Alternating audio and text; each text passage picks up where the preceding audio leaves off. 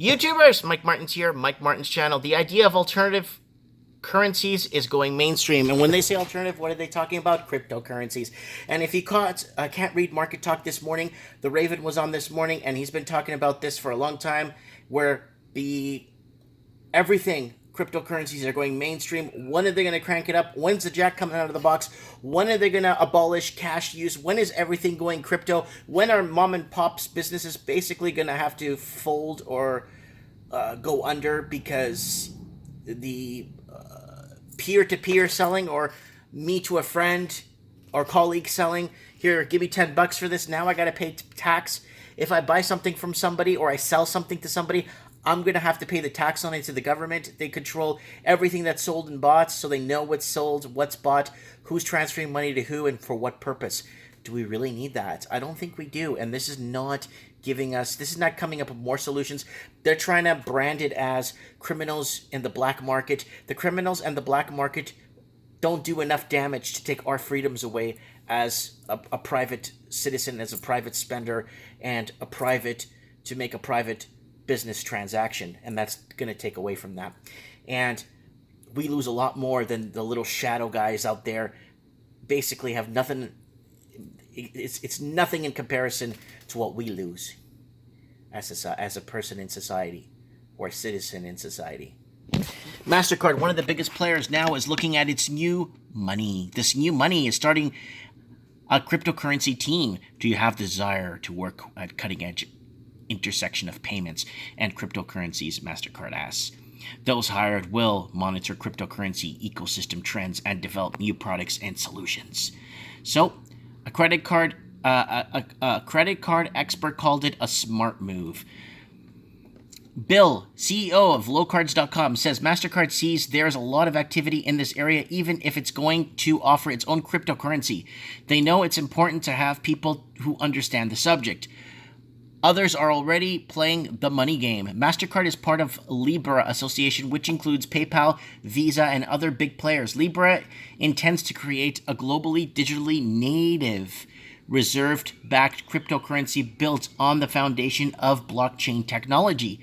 There were between 2.9 million and 5.8 million users of cryptocurrency wallet in 2017, according to the Cambridge University study. Most used Bitcoin. For years before that, they were between 300,000 and 1.3 million users. Mastercard, says Panda Analysis CEO Bill Xwing, is trying to build crypto wallet solution, possibly an alternative to Facebook's Calibra cryptocurrency, which is supposed to begin next year. It is preparing for the situation when crypto peer-to-peer transaction is adopted as the mainstream payment solution. Guys, this is actually a big deal, and we have so much to lose if they ban cash. And this is a very tricky, dangerous situation, guys. Peer-to-peer means that the middleman. Today's traditional transaction could disappear if cryptocurrencies revolutionize money.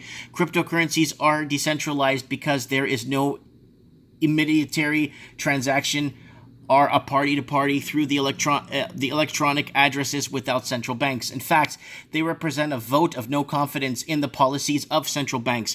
They see central banks as consistently devaluing money, though currencies aren't backed by anything but government promises. Critics call this unbacked currency fiat money. Some countries ban alternative currencies, such as others embrace them and acknowledge and tax them. Here's the key. Yes, you get rid of the middleman, but everything's going to be tracked. It's impossible. If it's federalized, they're going to know everything. They're going to know where it's coming from, who it's coming from, where it came from originally.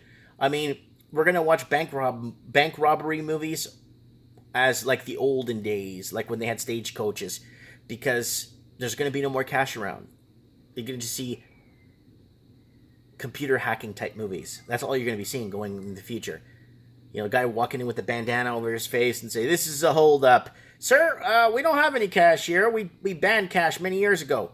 "Oh, how do you pay?" "Well, we pay with this, sir. You're going to have to give us your wallet with tied to your address." And yeah, so others embrace them or acknowledge or tax them. IRS ruled Bitcoin will be treated as property, subject to capital gains tax. Today, there are hundreds of cryptocurrencies. Bitcoin is the biggest. These currencies value is volatile. Some investors make millions, others lose big. But the idea of competition between currencies goes back to at least the 1970s. This is the idea explored by economist F.A. Hawke's 1976 book of denationalization of money. Denationalization of money. I can't read.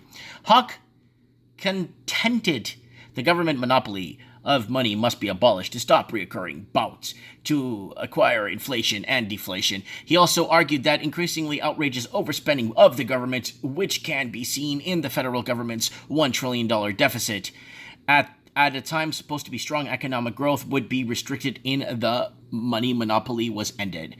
The monopoly is money by government, Hawke wrote. He has revealed that it needs to keep its expenditure within its revenue and has thus participated in specular increases in the government expenditure over the last 30 years. Governments are taxing more than what they're spending. People are spending more than what they're earning. And people are almost 2 to 1. For every dollar they earn, they owe 2 back. And that's the problem right here. And we've been talking about this for a long time. People with multiple credit card are paying a blended rate. And that's a huge problem too. A lot of people are drowning in debt right now. And that's why consumer confidence is down, because it's not that no one wants to buy anything. It's because no one could afford to buy anything. That's the key. That's the key right there. It's no one could afford to buy anything when wages haven't moved in 40 years and the average income still can't get you into a starter home or a starter condo in most Canadian major cities. Hex wrote these words back in the mid-1970s. Since then, government overspending deficits have progressively worsened. Trillion-dollar deficits are now routinely expected. Few seem worried about the government overspending. Democrats, call for trillions of dollars in new spending. Republicans, such as Dick Cheney, now defend the massive red ink in the assurance that Reagan's proved that deficits don't matter. Actually, several economists told me in a story I did for the New York Post about a decade ago that the true amount of federal government red ink was a lot more than what the government was saying. Central banks want to preserve their monopolies. But if the money revolution succeeds, as any revolution, today's top dogs have most to lose. In theory, X-Wing says, if these payment companies don't study new technology around Bitcoin or explore the business models, they could be out of business in the next decade. So here it is. A revolutionary money is developing. Some governments are trying to stop it for obvious reasons.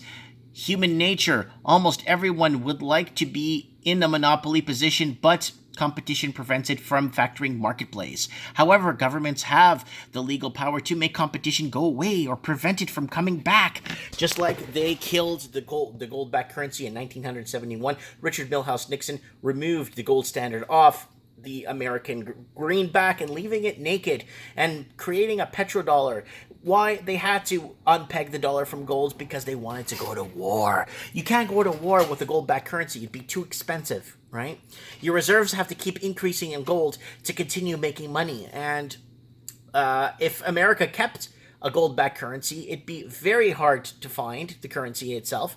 It'd be very expensive to own because of the amount of trillions that's been printed. It'd be very hard to obtain that if it still was backed by gold. And they probably wouldn't have not gone into so many wars, to be honest with you, because it would have been too expensive to go to war.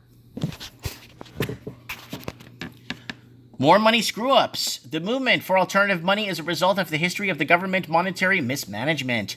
It is a sad story of government, central banks, and monetary disaster. The Great Depression, of course, happened on the Federal Reserve's watch. Remember, guys, the Glass-Steagall Act was pulled out and all these other different arrangements that were put in place to protect the day-to-day Joe Donuts consumer that doesn't understand the banking system and regulations and just in the back of their mind thinks, well, I'm insured up to $60,000 anyway. Well, guys, they mentioned this here. Monetary historians agree that the explosion of the money supply in the early 1970s, just before the election of 1972, was a disaster. That's right. The easy money policies designed by Fed Chairman President Nixon appointed Arthur Burns bolstered the president's re-election. This created a Potemkin village effect.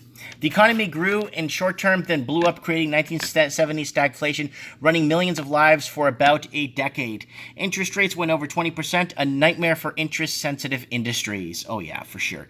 The Fed's easy money led to low or no growth along with high inflation rates. That was something that the Keynesian economists backed by devotion of the Phillips curve. Oh yeah.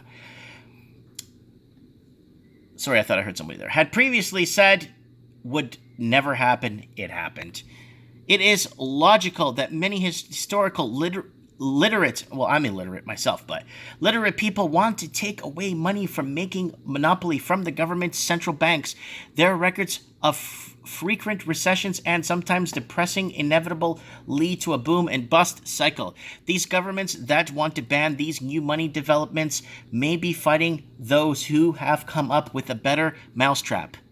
Come to like the central bankers and their policies, political allies may be trying to stop the inevitable wave. Wow, that's a mouthful right there. Political allies. I thought it was policy. I'm reading it sometimes through the screen too, and it hurts my eyes to read through the screen.